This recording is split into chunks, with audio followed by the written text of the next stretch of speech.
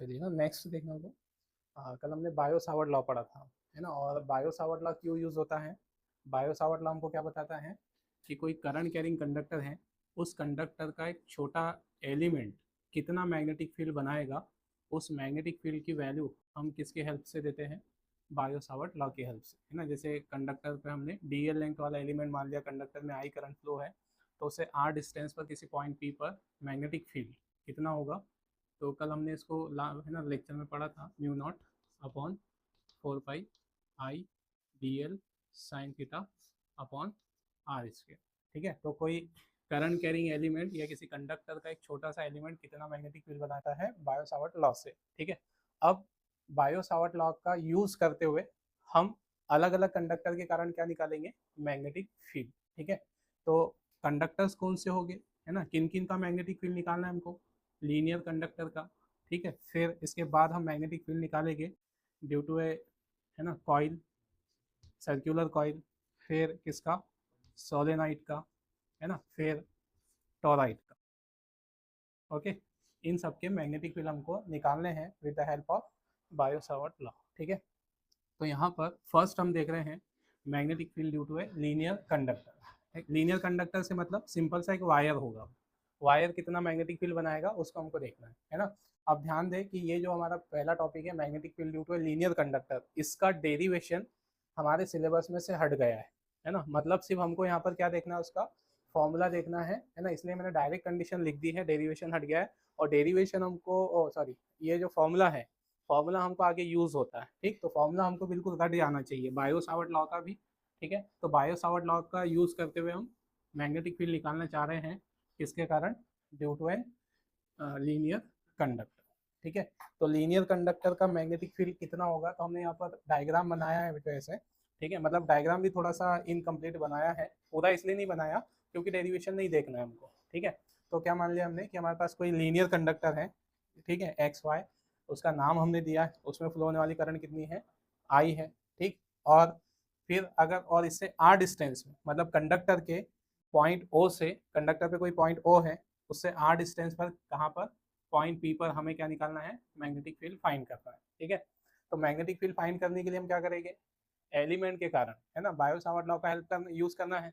तो Biot Savart law हमको क्या बताता है? सिर्फ एलिमेंट का मैग्नेटिक फील्ड। तो हम इस कंडक्टर पे एक छोटा एलिमेंट मानेंगे, है ना, हमने दिखाया भी उसको डायग्राम में। क्या मान लिया हमने? कंडक्टर पे एक स्मॉल एलिमेंट ए बी नाम दिया है, जिसकी लेंथ कितनी है? डीएल है। फिर हम इसके कारण मैग्नेटिक फील्ड निकालेंगे, फिर उसका क्या करेंगे? इंटीग्रेशन करेंगे, तो हमारे पास पूरे कंडक्टर का मैग्नेटिक फील्ड आ जाएगा। अब वो डेरिवेशन नहीं है सिलेबस में, इसलिए मैं डायरेक्ट उसका फॉर्मूला लिख दे रहा हूँ।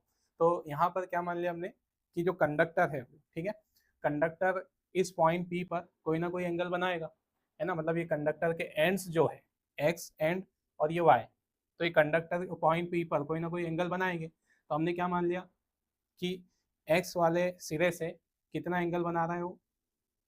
ठीक है, माइनस अल्फा वन। ठीक है, और यहाँ पर कितना एंगल बना रहा है? Alpha two. ठीक, ये एंगल किससे बनने वाले हैं? पॉइंट पी पर सबटेंडेड हो रहे हैं उसके एंड्स के थ्रू।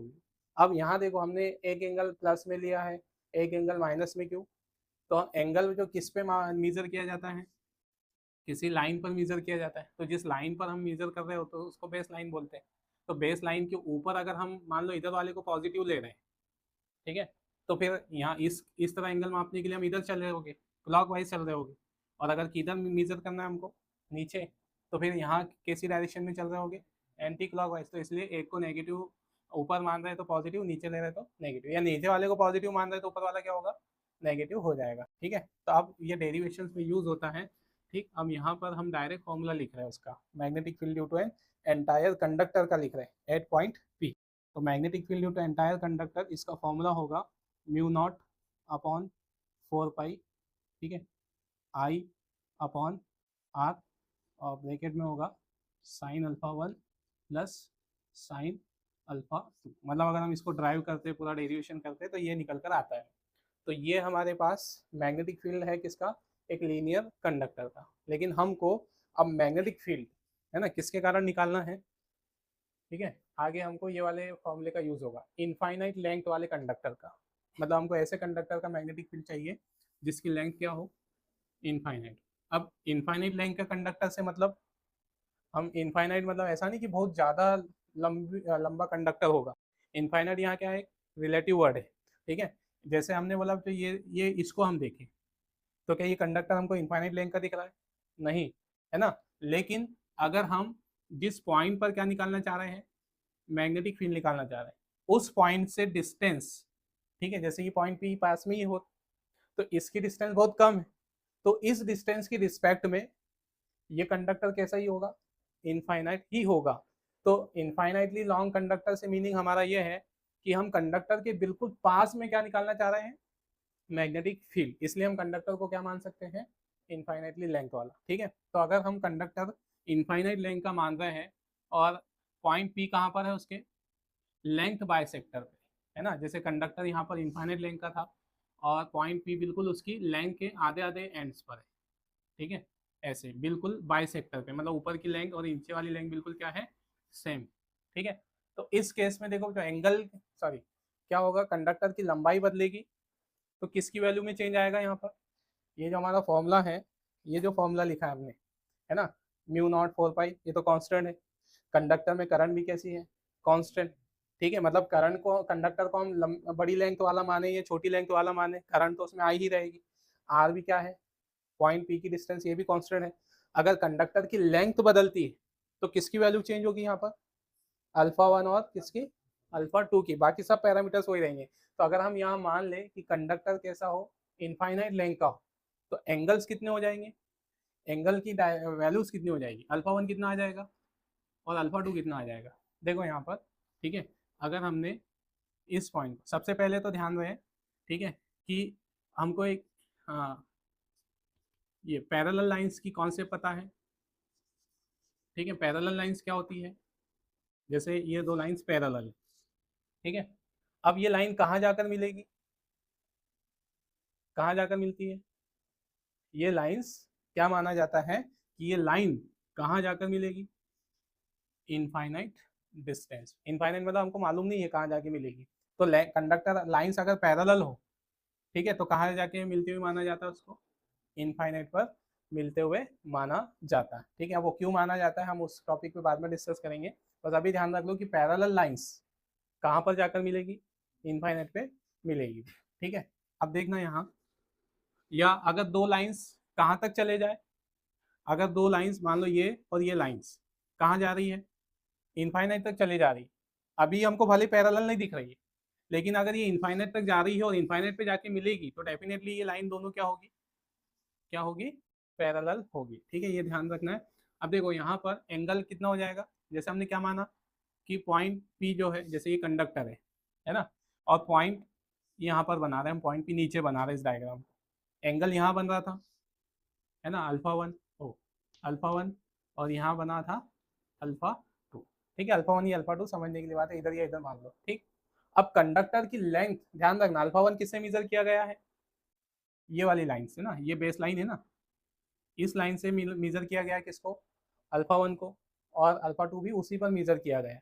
मतलब ये जो बीच में मैंने इसको डाल किया है वो बेस लाइन है हमारी, ठीक है। अब देखो अगर मैं कंडक्टर की लेंथ बढ़ाता हूँ, कंडक्टर को हमको क्या करना है, इनफाइनाइट लेंथ का करना है, ठीक है, इनफाइनाइट लेंथ का करना है, तो ये लाइन और दूर जाके मिलेगी, मतलब अभी इनफाइनाइट का नहीं किया हमने, ऐसे बस थोड़ी सी लेंथ बढ़ा दी, तो क्या होगा, अल्फा वन और अल्फा टू क्या होगा, बढ़ रहा है ना, ठीक है, अल्फा वन और अल्फा टू क्या हो रहा है, बढ़ रहा है।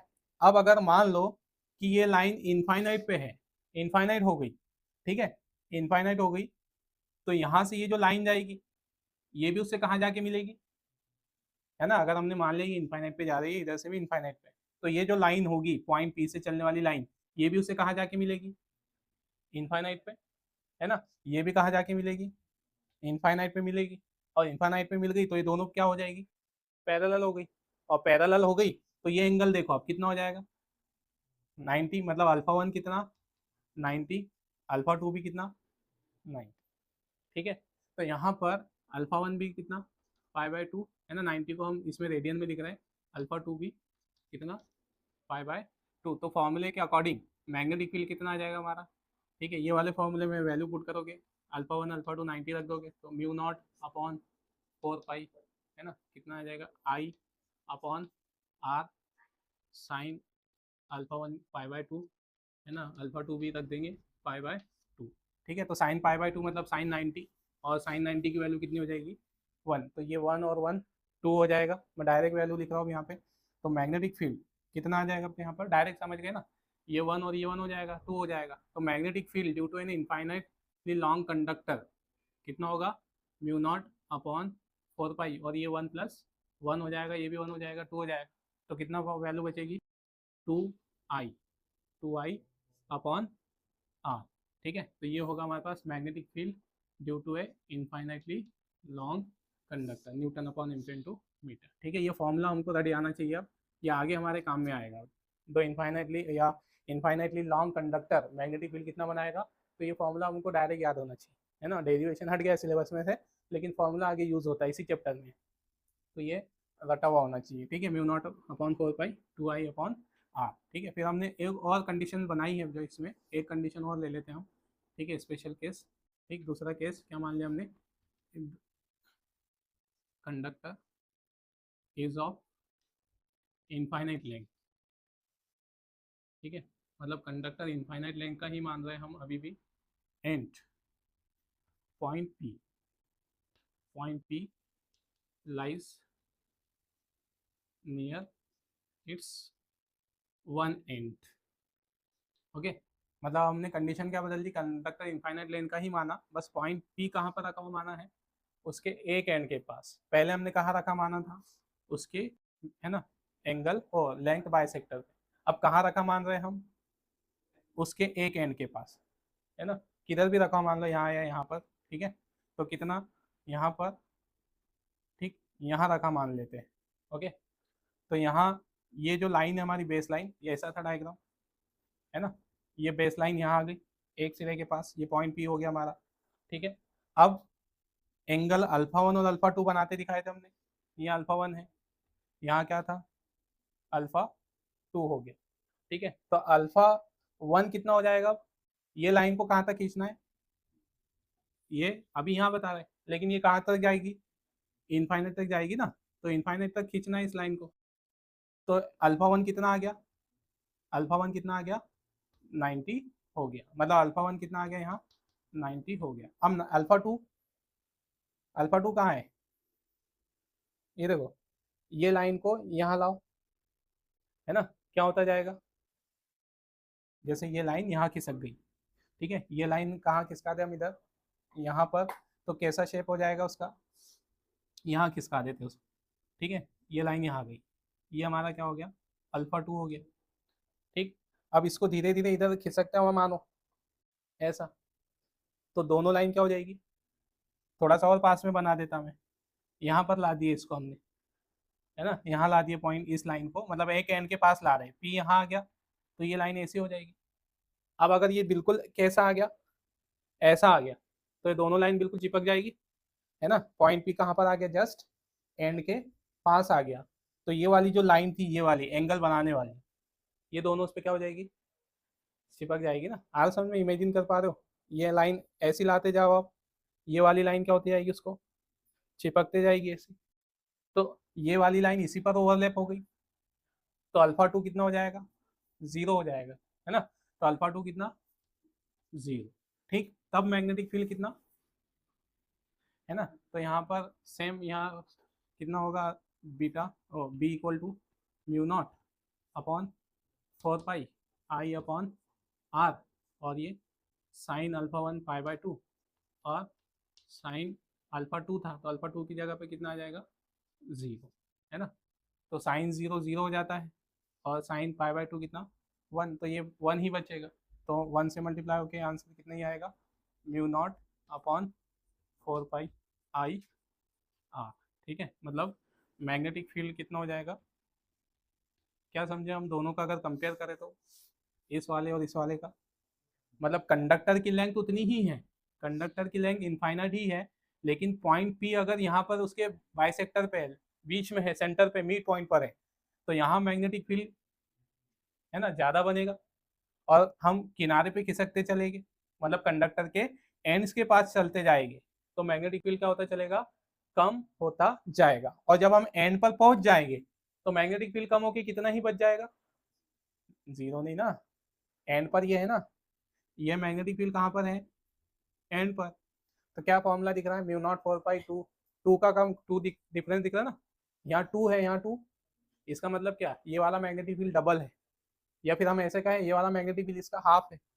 तो क्या समझ में आया हमको कि कंडक्टर के लेंथ बाइसेक्टर पर, मतलब कंडक्टर हमारा इनफाइनाइट लेंथ का हो और पॉइंट पी बिल्कुल जस्ट मिड पॉइंट पर हो, तो मैग्नेटिक फील्ड सबसे ज्यादा बनेगा, मतलब infinitely long conductor magnetic field सबसे ज्यादा कहाँ पर बनाएगा, उसके मिड पॉइंट, ये वाले एरिया पर मैग्नेटिक फील्ड स्ट्रॉन्ग बनेगा। और हम एंड्स की ओर खिसकते जाते हैं, दूर की ओर, तो मैग्नेटिक फील्ड क्या होता चलेगा, कम होता चलेगा, रिड्यूस होता चलेगा। और जब कहाँ पहुंच जाएंगे, एंड्स पर, तो सेंटर पे जितना मैग्नेटिक फील्ड था उसका कितना हो जाएगा, हाफ हो जाएगा। ठीक है, ऐसा अगर यहाँ 20 टेस्ला होगा तो यहाँ पर मैग्नेटिक फील्ड कितना होगा, 10 टेस्ला। मतलब इस पर छोटा सा एक ऑब्जेक्टिव टाइप क्वेश्चन बना सकता है, मतलब कोई न्यूमेरिकल नहीं, कुछ नहीं है, कॉन्सेप्ट चेक करने के लिए कि magnetic field due to infinitely long conductor at its bisector is 20 tesla, या कोई भी वैल्यू दे सकता है, तो फिर उसके एंड्स पर मैग्नेटिक फील्ड कितना होगा। तो हमको कौन से याद रखना है, मैग्नेटिक फील्ड क्या होता है, एंड्स पर कितना हो जाएगा, मिड पॉइंट पर जो होता है उसका हाफ, या फिर एंड पर 10 दिया है तो मिड पॉइंट पर लेंथ बाइसेक्टर पर कितना होगा, उसका डबल हो जाएगा, ऐसे। ठीक है, तो ये है मैग्नेटिक फील्ड ड्यू टू।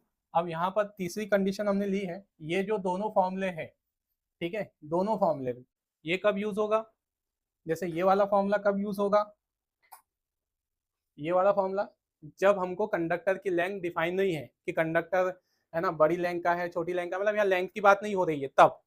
और ये वाला फॉर्मूला कब यूज होगा, जब कंडक्टर कैसा हो, इनफाइनाइटली लॉन्ग हो, इनफाइनाइट लेंथ का हो, और पॉइंट यहाँ पर सेंटर पे हो या एंड पर हो, और कंडक्टर अगर है ना फाइनाइट लेंथ का हो, फाइनाइट मतलब मीजरेबल, मतलब जिसको हम मीजर कर सकते हैं, इनफाइनाइट मतलब जिसको हम मीजर नहीं कर पा रहे ऐसे, है ना, मतलब बहुत ज्यादा भी मान सकते हो, और फाइनाइट लेंथ मतलब मीजरेबल लेंथ है, तो हमने लेंथ कितनी मान ली, एल, अब इसको मीजर कर सकते हैं हम, एल मान लिया।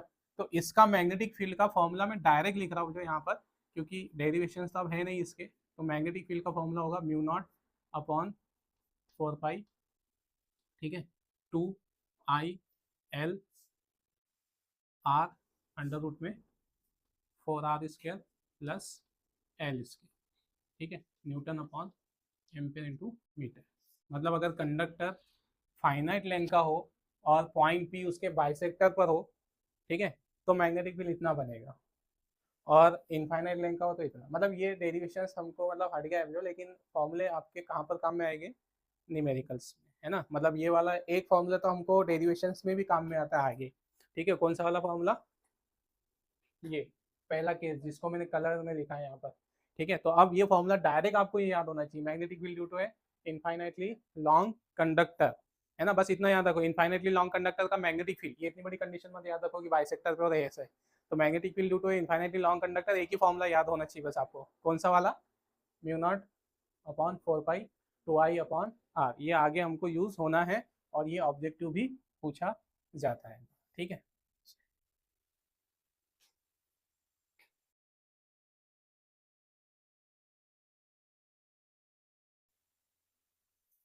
ठीक, चलिए ना नेक्स्ट देखने तो बायो सावर्ट लॉ का सेकंड एप्लीकेशन हम देख रहे हैं। अब हमको मैग्नेटिक फील्ड फाइंड करना है due to a plane circular coil, current carrying circular coil, और कहाँ पर, उसके सेंटर पे। ठीक है, मतलब हम कॉइल के कारण मैग्नेटिक फील्ड दो केसेस में निकालेंगे, एक्सिस पर और सेंटर पे। तो पहला हम डेरिवेशन देख रहे हैं कहाँ पर, उसके सेंटर पे, है ना। ठीक है, तो यहाँ पर हमने डायग्राम भी बनाया है, क्या मान लिया हमने कि कोई कॉइल है जिसकी रेडियस R है और उसमें I करंट फ्लो हो रही है, और ठीक है उसके सेंटर ओ पर हमें क्या निकालना है, मैग्नेटिक फील्ड फाइंड करना है। ठीक है, स्टेटमेंट आप लिख लोगे, क्या आ जाएगा, consider there is a coil of radius R having current I और number of turns N, and we have to calculate the magnetic field at its centre O. फिर जिसके लिए हम क्या करते हैं, हमको बायो सावर्ट लॉ का यूज करना है। तो बायो सावर्ट लॉ का मैग्नेटिक फील्ड सिर्फ काय के लिए यूज होता है, एलिमेंट का मैग्नेटिक फील्ड। तो हमको इस पूरी कॉइल का मैग्नेटिक फील्ड निकालने के लिए पहले इस पर क्या मानना पड़ेगा, एक एलिमेंट, और एलिमेंट का मैग्नेटिक फील्ड निकालेंगे, फिर उसका इंटीग्रेशन करेंगे, है ना। तो इसके लिए हमने क्या मान लिया, for which we consider an element A B of length D L on the circumference of coil, ये हो जाएगी उसकी स्टेटमेंट, है ना। स्टेटमेंट फिर से सुन लो, consider there is a coil of radius R carrying current I and having number of turns N, मतलब इस कॉइल में, यहाँ पर जो हमने सिर्फ एक टर्न्स बताया, उसका एक फेरा बताया है, लेकिन कॉइल में ऐसे वायर्स के कई सारे क्या होते हैं, फेरे लपेटे जाते हैं, है ना, कई सारे फेरे लपेटे जाते हैं जिसको हम टर्न्स बोलते हैं।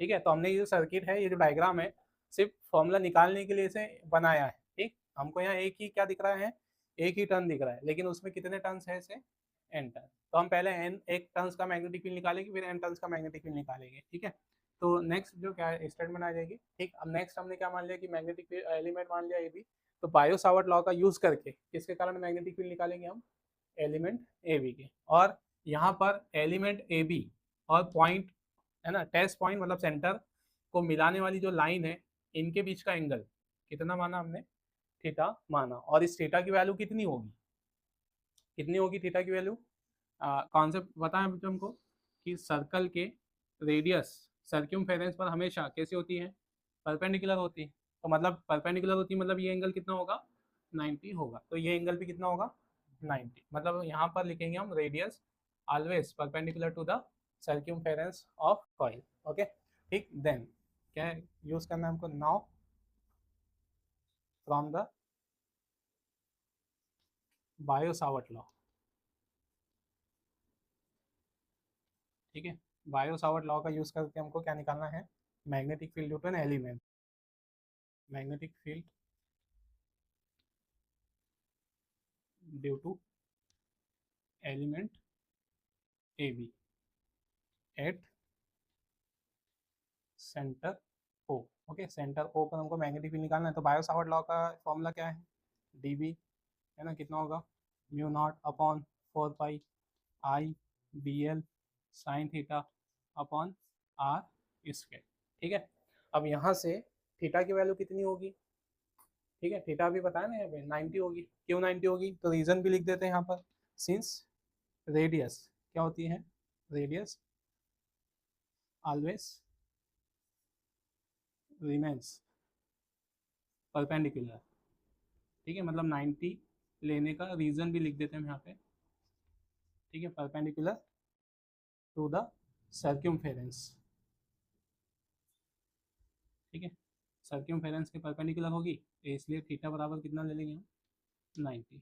ओके, देन मैग्नेटिक फील्ड कितना हो जाएगा, D B equal to mu naught upon 4 pi I D L sine 90 और अपॉन में आर स्क्वायर, और साइन 90 की वैल्यू, है ना, 1 होती है ना। डायरेक्ट भी लिख सकते हो आप, इतना अंडरस्टूड है, मतलब साइन 90 डायरेक्ट वहाँ से रिमूव कर सकते हो। ठीक है, तो डी बी कितना आ जाएगा, magnetic field due to the element D B mu naught upon 4 pi I D L upon R square. ठीक है, तो ये मैग्नेटिक फील्ड किसका आया, एलिमेंट का मैग्नेटिक फील्ड है। हमको किसके कारण निकालना है, एंटायर कॉइल के कारण।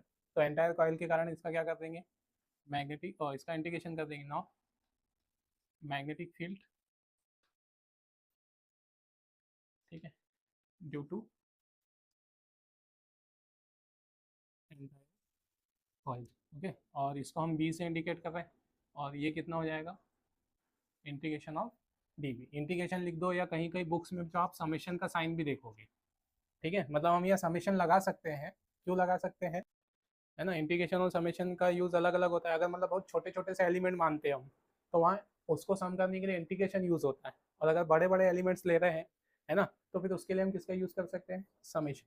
तो हम यहाँ पर समेशन भी लगा सकते हैं, तो हम समेशन ही लगा के चल रहे हैं। ठीक है, दोनों लगा दे, कोई दिक्कत नहीं। ठीक, तो बी इक्वल टू कितना आ जाएगा, समेशन ऑफ डी बी की value mu naught upon 4 pi I D L upon R square. ठीक है, अब यहाँ पर भी बी, है ना, म्यू नॉट अपॉन 4 पाई क्या ही है, कॉमन है। मतलब समेशन का मतलब क्या है, ये इंटीग्रेशन होता तो इंटीग्रेशन का मतलब क्या होता, कि हम वहाँ पर छोटे छोटे एलिमेंट्स के मैग्नेटिक फील्ड निकाल रहे हैं, और उन सबको क्या कर रहे हैं, हम ऐड कर रहे हैं। मतलब हम यहाँ पर कॉइल पर क्या मान लेंगे, ऐसे बहुत सारे छोटे छोटे एलिमेंट्स मान सकते हैं। इस एलिमेंट का मैग्नेटिक फील्ड इतना आया, फिर यहाँ पर हम इतना ही बड़ा एक एलिमेंट और ले लें, फिर इतना ही बड़ा एलिमेंट ले ले, तो सबके मैग्नेटिक फील्ड आएंगे और उसको सम करेंगे।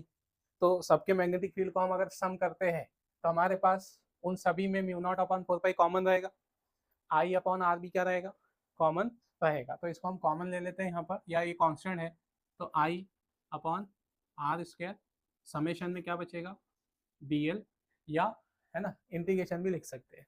अब देखो यहाँ पर समेशन dl किसकी वैल्यू है, या समेशन dl किसको इंडिकेट कर रहा है ना, या इंटीग्रेशन dl जो फॉर्मूला आपको लगाना है लगा सकते। dl का मतलब क्या होता है, एक एलिमेंट की लेंथ है, समेशन लगा दिया मतलब सभी एलिमेंट की लेंथ ना, मतलब यहाँ पर क्या करेंगे हम, ऐसे बहुत सारे एलिमेंट मान लेंगे, इस db एलिमेंट फिर ये अलग अगला एलिमेंट, तो सभी एलिमेंट की लेंथ का सम, dl मतलब एक एलिमेंट है उसकी लंबाई है, समेशन लग गया मतलब सभी एलिमेंट की लेंथ का सम, तो सभी एलिमेंट की लंबाई किसके बराबर आ जाएगी, इसकी सर्क्यूमफेरेंस के बराबर आ जाएगी ना। सभी एलिमेंट की लेंथ को अगर जोड़ दोगे तो कॉइल की किसके बराबर आ जाएगी, सर्कमफेरेंस के बराबर आ जाएगी। तो यहाँ समेशन dl किसके बराबर होगा, सर्कमफेरेंस ऑफ कॉइल, और सर्कमफेरेंस कितना होगा फिर, सर्कुलर है ना वो, सर्कल का सर्कमफेरेंस कितना होता है 2 पाई, हाँ रेडियस आ रही है यहाँ पे, ये क्या है लिख दो इसको, ठीक है circumference of coil.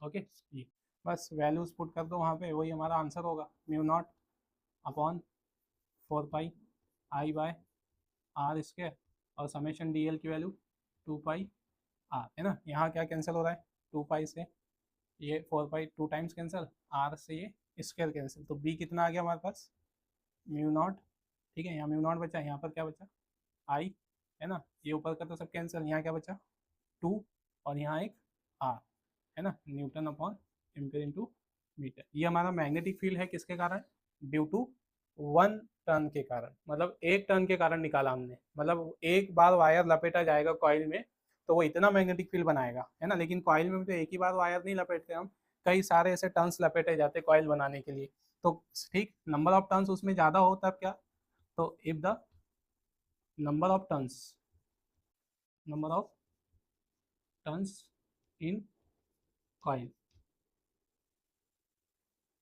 Is an, number of turn हमने कितने मान लिए इसमें एन मान लिए, है ना, तो मैग्नेटिक फील्ड भी एन टाइम्स हो जाएगा, एक टर्न्स का इतना है तो एन टर्न्स का उसका एन टाइम्स हो जाएगा, तो एन का मल्टीप्लाई कर देना बस, तो mu N I upon 2 R newton upon ampere into metre, मतलब जितने टर्न्स होंगे उतने ही मैग्नेटिक फील्ड टाइम उतने ही टाइम्स इंक्रीज हो जाएगा, ठीक है। तो ये है magnetic field due to a coil, okay. और ये फॉर्मूला भी हमको याद होना चाहिए, ये फॉर्मूले हमको आगे यूज होते हैं, ठीक है, कहाँ यूज होते हैं, जैसे हम आगे पढ़ेंगे इलेक्ट्रोमैग्नेटिक इंडक्शन वाला चैप्टर, वहाँ ये डायरेक्टली अप्लाई होते हैं डेरिवेशन में, है ना, और ये ऑब्जेक्टिव भी पूछा जाता है, तो ये फॉर्मूला ठीक है डायरेक्टली हमको याद भी होना चाहिए, डायरेक्टली पूछता है magnetic field due to a current carrying circular coil कितना होगा mu naught N I upon 2 R, और इस पर न्यूमेरिकल भी बनते हैं, तो सिंपल सा फॉर्मूला याद होगा तो आप न्यूमेरिकल इजीली कर लोगे, ठीक है। तो ये है मैग्नेटिक फील्ड। अब ये तो कब माना था हमने, मैग्नेटिक फील्ड कब निकाला, ठीक है, एयर और वैक्यूम में, अगर हम कॉइल के अंदर क्या मान लें कि कोई दूसरा मीडियम रखा है ना, मैग्नेटिक मीडियम रखा है, मैग्नेटिक परमिबल मीडियम रखा है तब, ठीक है। नेक्स्ट इसी को हम आगे बढ़ा रहे हैं जो इन, ठीक है, प्रेजेंस ऑफ अनदर मीडियम,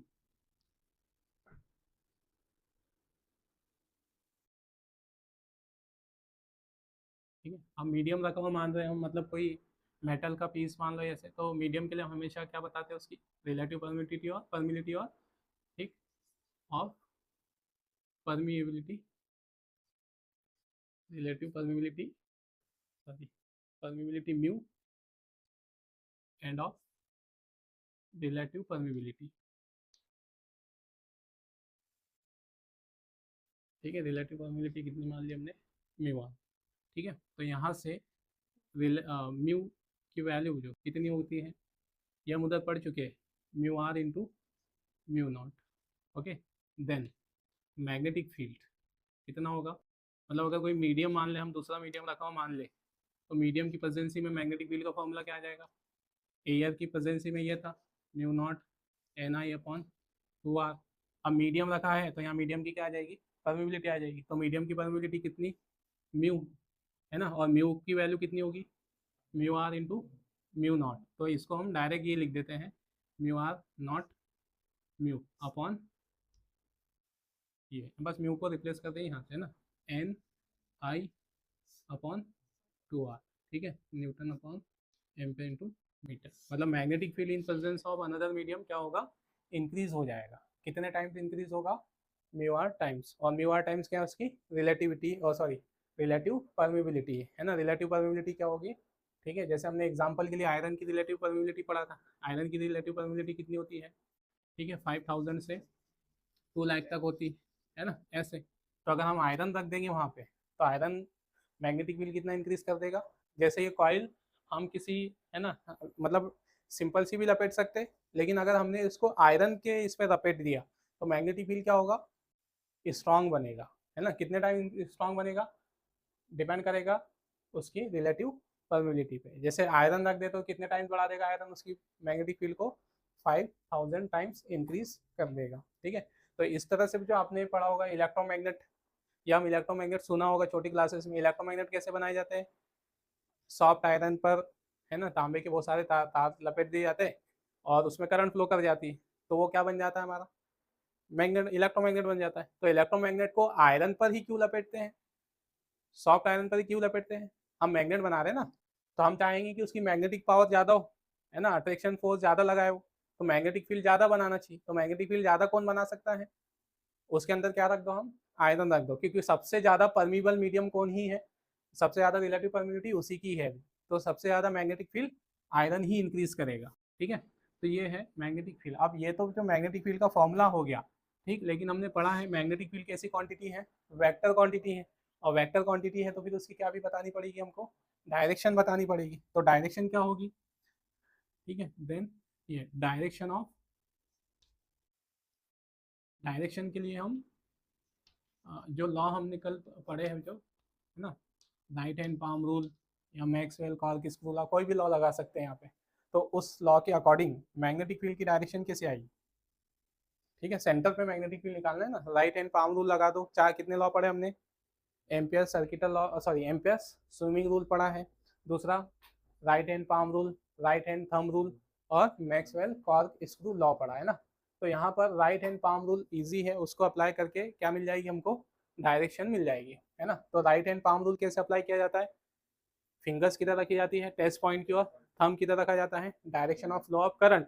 तो मैग्नेटिक फील्ड कैसा होगा, perpendicular to the palm, outward होगा। तो यहाँ पर देखो करंट की डायरेक्शन में थंब रख दो, सेंटर की तरफ फिंगर्स आ जाएगी, तो मैग्नेटिक फील्ड कैसा होगा, इनवर्ड, मतलब यहाँ इनवर्ड आएगा, मतलब कॉइल के प्लेन के परपेंडिकुलर आएगा, है ना। मतलब कॉइल, मैग्नेटिक फील्ड क्या लिखेंगे हम, perpendicular to the plane of coil, ठीक है, ये कॉइल का प्लेन है ना, ठीक, कॉइल के प्लेन की कैसा जाएगा, परपेंडिकुलर जाएगा, ठीक है। तो यहाँ पर अब परपेंडिकुलर फिर वो इनवर्ड और आउटवर्ड, वो दो रूल कैसे याद रखते हैं फिर हम, पहले तो ये डायरेक्शन लिख देते हैं, है ना, hence the direction of magnetic field कैसी होगी, रिमेन्स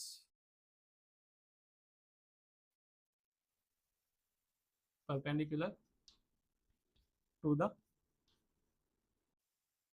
प्लेन ऑफ कॉइल, ठीक है, प्लेन ऑफ कॉइल के परपेंडिकुलर होगी। अब परपेंडिकुलर इनवर्ड भी हो सकती है और आउटवर्ड भी हो सकती है, तो इनवर्ड और आउटवर्ड कैसे पहचानेंगे, है ना। मतलब यहाँ तो हमने जो डायग्राम बनाया है, इसमें कॉइल की डायरेक्शन हमने करंट की डायरेक्शन कैसी बताई है, मतलब मैग्नेटिक फील्ड कैसा होगा, इनवर्ड होगा या आउटवर्ड होगा, वो कैसे पहचानेंगे हम, करंट की डायरेक्शन के बेस पे। या तो करंट एंटी क्लॉकवाइज घूम रही होगी, चल रही होगी, या तो कैसी होगी, क्लॉकवाइज, वो डिपेंड करेगा हमने यहाँ सोर्स कैसे लगाया है ना। तो ठीक है, करंट की डायरेक्शन इनवर्ड भी हो सकती है कॉइल पर और आउटवर्ड भी रहेगी, तो परपेंडिकुलर ही, बस इनवर्ड और आउटवर्ड में चेंज आएगा। तो इनवर्ड और आउटवर्ड कब डिपेंड, किस पर डिपेंड करेगा, करंट की डायरेक्शन पे। तो करंट की डायरेक्शन क्या होगी इसमें, इफ ये वाले, इस वाले के अकॉर्डिंग करंट की डायरेक्शन कैसी है, ये क्लॉकवाइज, तो इसके अकॉर्डिंग कैसा आ रहा है, इनवर्ड आ रहा है ना। तो इफ ये डायरेक्शन क्या हो जाएगा, डायरेक्शन ऑफ, ऐसे लिख दे, current is clockwise, then magnetic field remains perpendicularly inward, okay. और फिर इसका वाइस वर्सा जो है, if current is anticlockwise, current अगर क्या होती है, एंटी क्लॉकवाइज होती है, then magnetic field remains perpendicularly outward, ठीक है, outward to the plane of coil, ठीक है। और यहाँ पर जो अगर हम मैग्नेटिक फील्ड कॉइल के अंदर और कॉइल के बाहर अगर डायरेक्शन देखें, ठीक है, मैग्नेटिक फील्ड की, तो क्या सेम रहेगी? जैसे कॉइल हमने बनाई है, मतलब ये कॉइल ऐसी कॉइल है, ठीक है, हमने इस तरह से कॉइल लपेटी है, ऐसे, है ना, ऐसा, ठीक है, मतलब, और इसको हमने सामने से बताया है, ये जो डायग्राम है हम इसको यहाँ से देख रहे हैं, यहाँ से, ठीक। तो मैग्नेटिक फील्ड कॉइल के अंदर और बाहर क्या सेम डायरेक्शन में रहेगा? सेम डायरेक्शन में रहेगा क्या? तो देख, यहाँ हम रूल से बता सकते हैं ना, देखो, ठीक है, करंट की डायरेक्शन कैसी है, यहाँ निकालना, ठीक है। अगर यहाँ पर हाथ ऐसा रखा जाएगा तो अंदर, ये अंदर वाला रीजन है, मैग्नेटिक फील्ड कैसे आएगा? इनवर्ट। और अगर हम मैग्नेटिक फील्ड कहाँ निकालना है हमको? बाहर, यहाँ पर निकालते हैं, मान लो यहाँ पे, तो हाथ ऐसा रखा जाएगा तो मैग्नेटिक फील्ड किधर आएगा? बाहर की ओर। मतलब कॉइल के अंदर मैग्नेटिक फील्ड, मतलब कॉइल के इनर पार्ट में मैग्नेटिक फील्ड इनवर्ड होगा और बाहर आउटवर्ड। या अगर बाहर यहाँ आउटवर्ड है तो बाहर क्या होगा? मतलब बाहर का और अंदर का मैग्नेटिक फील्ड अपोजिट साइड में बनता है, ठीक है। तो ये तो हो गया मैग्नेटिक फील्ड और उसकी डायरेक्शन। नेक्स्ट जो इसी में क्या भी पूछा जाता है, factors affecting the magnetic field, है ना, मतलब कॉइल के मैग्नेटिक फील्ड को अफेक्ट करने वाले फैक्टर। और ये कोई ज़्यादा नहीं है, फॉर्मूले से ही समझ सकते हो आप, ठीक है, क्वेश्चन में ही जोड़ देता है फैक्टर्स, ठीक है, affecting the magnetic field of coil. Okay, तो यहाँ पर कॉइल का मैग्नेटिक फील्ड का फॉर्मूला देख लो, उसी के बेस पे तो हमारे फैक्टर्स निकल जाएंगे, है ना। क्या क्या फॉर्मूला आ जाएगी हमारे पास, मतलब फैक्टर्स अलग से याद नहीं करना है, ठीक है, कभी, क्योंकि क्वेश्चन इसका कैसे बनता है ना, क्वेश्चन दो तरीके से बनता है, इंपॉर्टेंट क्वेश्चन है। क्वेश्चन ऐसे बनेगा, derive the expression for magnetic field at the centre of a plane circular coil. तो अगर मैग्नेटिक फील्ड निकालने के लिए बोला है तो हम डेरिवेशन कहाँ खत्म कर दो, है ना, सिर्फ यहाँ पर, ये अनदर मीडियम और ये सब बताने की जरूरत नहीं है होती है ना। बस अगर डेरिवेशन पूछा फॉर्मूला जनरली यहीं तक पूछता है वो, सिर्फ एक्सप्रेशन निकालने के लिए। या फिर इसके साथ क्या बोल देता है, right the factors affecting it. तो फैक्टर्स अफेक्टिंग पूछ रहा है तो ऐसा नहीं कि फैक्टर्स अलग से याद रखना है, बस ये जो फॉर्मूला आया है ना, इसी को देखकर क्या लिख दो, फैक्टर्स। तो कितने factors, current in coil, number of turns in coil, और रेडियस, फिर क्या भी अंदर का मीडियम, कितने फैक्टर हो जाएंगे, 4 फैक्टर। मतलब हमको फैक्टर्स ऐसा नहीं कि अलग से याद रखना है आपको, बस आपको इसकी प्रैक्टिस करना है हमको। और फैक्टर्स अगर पूछ लेता है मान लो एग्जाम में, तो फिर इसी फॉर्मूले को देख के बस आप क्या लिख दो, ये 4 फैक्टर तो हमको मालूम ही है, बस कैसे डिपेंड करता है वो लिख देना है, डायरेक्टली है ना, या इनवर्सली प्रोपोर्शनल है, ऐसा। तो फैक्टर्स क्या क्या हो गए, पहला फैक्टर है ना, रेडियस लिख दे, करंट लिख देते हैं, करंट इन कॉइल, ठीक है। करंट इन कॉइल पर कैसे डिपेंड कर रहा है, magnetic field directly proportional to the current in coil. मतलब करंट जितनी ज़्यादा स्ट्रॉन्ग होगी मैग्नेटिक फील्ड उतना ही क्या होगा, स्ट्रॉन्ग होगा। वो वर्ड में आप लिख लेना, मैं सिंबल में लिख दे रहा हूँ। नेक्स्ट क्या है, रेडियस, ठीक है, ऑफ कॉइल। और रेडियस में कैसे डिपेंड कर रहा है, magnetic field inversely proportional to the radius of coil, ठीक है। अब जैसे मान लो मुझे यहाँ पर मैंने आपसे पूछा कि एक छोटी कॉइल है और एक बड़ी कॉइल है, ठीक है, मतलब एक की रेडियस कम है और एक की रेडियस ज़्यादा है, कौन मैग्नेटिक फील्ड स्ट्रॉन्ग बनाएगा, मतलब किसके सेंटर पे मैग्नेटिक फील्ड स्ट्रॉन्ग बनेगा, छोटे वाले पे, है ना, ठीक है। छोटे वाले पे ये लग रहा है हमको, किस बेसिस पे लग रहा है, रेडियस देख के। अभी देखो मैं बात पूरी कंप्लीट करता हूँ, इसमें छोटी वाली पे स्ट्रॉन्ग बोला ना आपने, आपने इस पे स्ट्रॉन्ग बोला। अब मैं बोलता हूँ कि इसमें एक ही टर्न है, 2 टर्न्स है, नंबर ऑफ टर्न्स कितने हैं, 2 है। इसमें करंट कितनी है, 1 एम्पियर है। अब ये बड़ी वाली जो है इसमें 1000 टर्न्स है, मतलब वायर 10,000 बार लपेटा गया है, और करंट कितनी है 10 एम्पियर, और इसके अंदर आयरन रखा हुआ है। फिर अब मैग्नेटिक फील्ड किसका ज़्यादा हो गया? अभी तो फिर आप रेडियस इसका बोल रहे थे।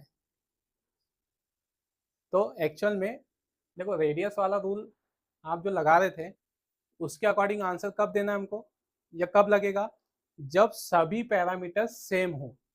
मतलब अगर मैं ऐसा पूछता आपसे, है ना, अगर मैं ऐसा पूछता यहाँ पर कि 2 कॉइल है, दोनों से, दोनों के अंदर मीडियम सेम है ना, दोनों में नंबर ऑफ टर्न्स भी सेम है, ठीक है, मतलब एक कॉइल बड़ी बना देता है, एक छोटी, इसमें भी एन टर्न्स, इसमें भी एन टर्न्स, इसमें भी आई करंट बोल देता, इसमें भी आई करंट बोल देता, और इसके अंदर भी वही मीडियम है, सेम मीडियम इसके अंदर भी, सेम मीडियम इसके अंदर भी, तब मैग्नेटिक फील्ड सिर्फ किस पर डिपेंडेंट करेगा, ओनली फिर अगर मैं सारी पैरामीटर सेम बोल देता, सब सेम बोलता, तो फिर आप किसके बेसिस पे आंसर करोगे, रेडियस के बेसिस पे। नहीं तो फिर हम ऐसे छोटी, सिर्फ छोटी और बड़ी रेडियस देख के डायरेक्टली नहीं बोल सकते कि इसका मैग्नेटिक फील्ड स्ट्रॉन्ग होगा या इसका मैग्नेटिक फील्ड वीक होगा। वो डिपेंड करेगा कि दूसरी चीजें क्या क्या है ना, मतलब किसमें नंबर ऑफ टर्न्स कितने हैं, किसमें करंट कितनी है, ऐसा, ठीक है। इसीलिए मैंने पूछा जो यहाँ पर कि हम जब भी इसको आंसर करेंगे तो सिर्फ रेडियस के पॉइंट ऑफ व्यू से नहीं करेंगे, सारी दूसरी चीजें भी देखेंगे ऐसे, ठीक है। और तीसरा फैक्टर क्या हो गया, है ना, तीसरा फैक्टर फॉर्मूले से ही मिल जाएगा ना हमको, number of turns, number of turns in coil. Okay, तो number of turns in coil कैसे डिपेंड कर रहा है, magnetic field is directly proportional to the number of turns in coil, मतलब जितने ज़्यादा क्या करेंगे हम, टर्न्स लपेटेंगे, जितने बार वायर लपेटा जाएगा उतना ही मैग्नेटिक फील्ड क्या होगा, स्ट्रॉन्ग बनेगा। और अगला क्या है, मीडियम, है ना, तो अगला फैक्टर होगा मीडियम इनसाइड द कॉइल, ठीक है। ये मीडियम कॉइल के अंदर की बात हो रही है, तो मीडियम पे कैसे डिपेंड करेगा, magnetic field is directly proportional to the permeability, है ना, किस पर डिपेंड कर रहा है, परमिबिलिटी पे, ऐसा, ठीक है। तो मैग्नेटिक फील्ड मतलब ऐसा मत लिख देना मीडियम के इनसाइड पे directly proportional to the inside the medium, medium की नहीं, मीडियम की काय पे, परमिबिलिटी। तो इसको मैंने वर्ड में नहीं लिखा, लेकिन आप लिखोगे तो क्या लिखोगे, the magnetic field is directly proportional to the permeability of medium inside the coil. Okay, ये है ना, तो इससे हमारा कंक्लूजन क्या निकला, magnetic field in a medium stronger होता है किससे, मैग्नेटिक फील्ड इन एयर, मतलब मैग्नेटिक फील्ड एयर, और कितना टाइम्स इनको स्ट्रॉन्ग होता है, म्यू आर टाइम्स, ये वाला, ठीक है। तो ऐसे है, ठीक, तो ये होगा magnetic field due to a current carrying coil, है ना, मतलब हेडिंग में यहाँ पर करंट कैरिंग नहीं लिखा मैंने, आप लिख लेना magnetic field due to a current carrying plane circular coil. Okay, और इम्पॉर्टेंट है ये, एग्जाम में पूछता ही है।